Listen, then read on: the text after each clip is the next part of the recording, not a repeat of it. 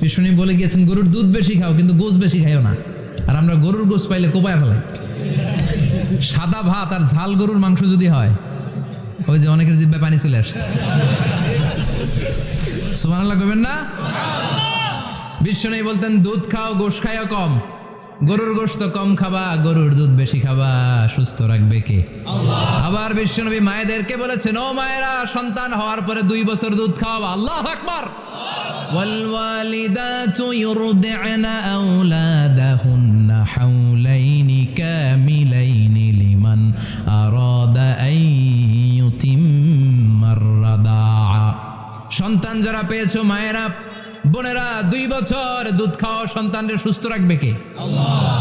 বাচ্চা ডেলিভারির পরপরই আল্লাহ তাআলা মায়ের বুকে একটা দুধ দেয়, এটাকে বলে শাল দুধ। এটা হচ্ছে বাচ্চার জীবনের প্রথম প্রাকৃতিক টিকা। সুবহানাল্লাহ কয় না? সুবহানাল্লাহ। এটা বেবির জীবনে